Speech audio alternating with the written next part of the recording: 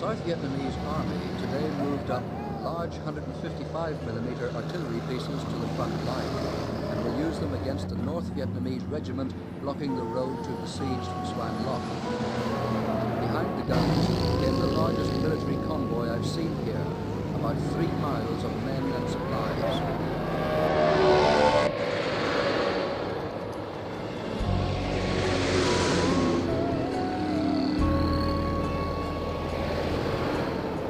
But the increased flow of refugees from the sector is the surest indicator that a battle for the road is about to begin. A military checkpoint restrained the peasants' flight. The Saigon government is afraid of communist infiltrators among them and also wants to stop them coming to Saigon, where their arrival is bad for morale. Frequently, a shot is fired over their heads to maintain order. In Saigon, President Thieu announced his new cabinet. He has been without one for 10 days, but most power lies with the president himself anyway. Thieu is reported to have tried to persuade main opposition figures to join in a government of national unity, but he failed. So the new government will be just as unacceptable to the communists as the old. Shortly before the cabinet was announced, an army sergeant publicly attempted suicide in Saigon's main square.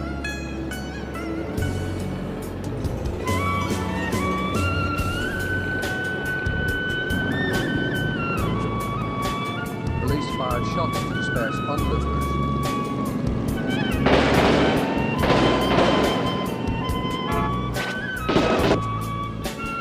This is the traditional place for anti-government protest suicides, but the official reason given was despair at communist aggression.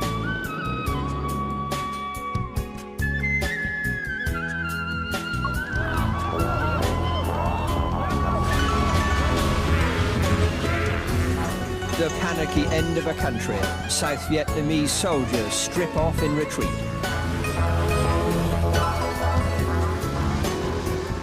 As the hours passed, the men from the jungle flowed into Saigon.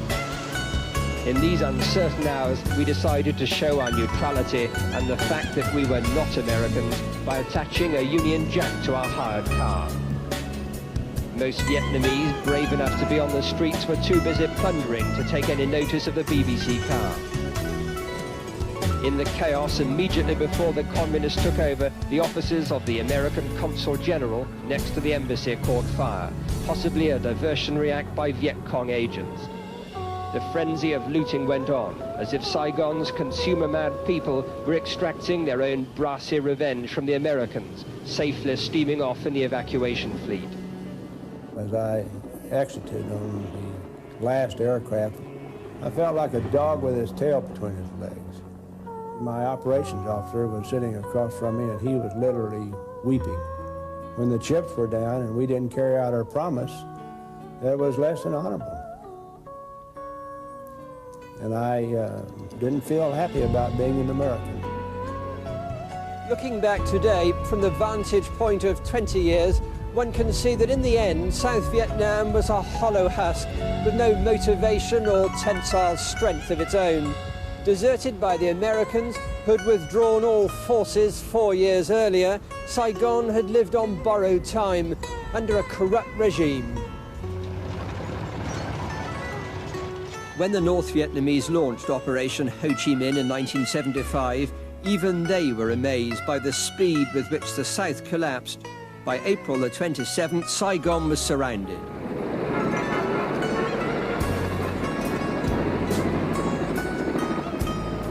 The Americans left their evacuation dangerously late.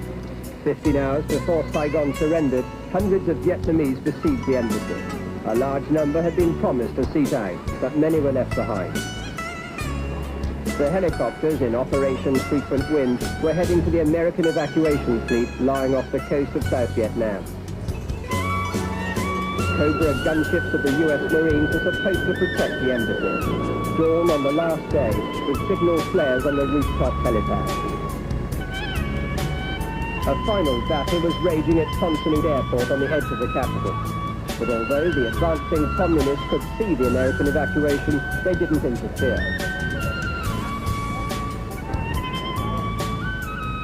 the last helicopter came in for a handful of US Marines, a humiliating end to the American presence. Those rockets kept coming in, and the airfield was closed. We had planned to ship about $5 million worth of $20 bills, which we had on that morning over to Thailand to get rid of it. It was enough to fill a good-sized bed with $20 bills. You think I'm going to put money on board these helicopters instead of human beings? No way. It was wired with thermite grenades, the same sort of thing you would use to destroy classified documents. The Marines simply set it off, and it was burning everywhere. On Saigon's waterfront, people lost their common sense and swarmed on board ships, hoping to make the journey down a river that had already fallen under the control of the communists.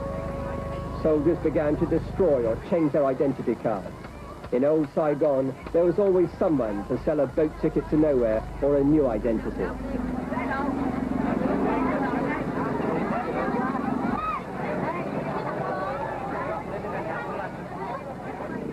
Such were the final moments of blind panic. Personal survival first. The lack of concern for the weakest and the helpless was never more apparent. Many senior officers and politicians had already left. This naval vessel, trying to run the gauntlet, was later sunk. I think what happened is too quick and too fast, the debacle. So I think it caught the American by surprise. I really think, it caught them by surprise. So they didn't have enough time, to organize the evacuation. I still had my own helicopter. A radio gentleman from the aircraft carrier Midway, he guided my helicopter to land at the aircraft carrier. And then I just stood there, crying like a baby. Yeah. The number of Vietnamese who were left behind can go up to the millions. I had a friend, a Vietnamese friend, who called me the morning of the last day.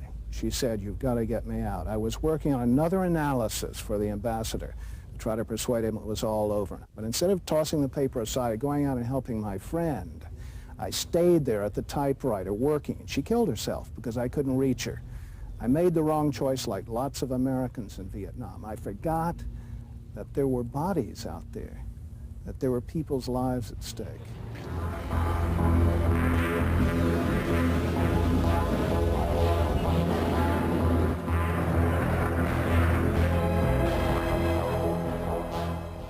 The troops stormed in soon after South Vietnam officially surrendered. The Palace Guard put up no resistance. The first moments resembled scenes from a revolutionary film. A communist soldier came out carrying the flag of the now defunct South Vietnamese regime. Many soldiers had spent 4 years in the jungle with no letters from home, but they hadn't forgotten the correct revolutionary stance. To them, this was a war of liberation. Inside the palace, General Big Min, the caretaker president, waited for his new masters. This was our car. We started off the morning with the Union Jack. The Union Jack's still intact, but the car isn't. It was taken at gunpoint by a South Vietnamese army colonel, the man in charge of this sector of Saigon, and he was determined to die or to kill the North Vietnamese and communist troops who even now are advancing into Saigon. The car was a write-off because a North Vietnamese, a communist tank, ran right over it. This is all that's left. So our car didn't halt the advance, but the rest of the communist column was blocked by South Vietnamese looters, a new experience for the highly disciplined northern soldiers. Why didn't the North Vietnamese choose to really attack in that final 48 hours? They could see that what they wanted, that is, getting rid of the Americans, was happening. And I think if they had come in and, for example, captured me and my staff, it would have placed them in an embarrassing position. Since the fall of Saigon, symbolic gestures have proved predictable and irresistible. The monstrous military gargoyles that dominated central Saigon through the American phase of the Vietnam War came under the communist hammer. It was entertainment for everyone. The gargoyles proved as hollow and insubstantial as the regime they represented.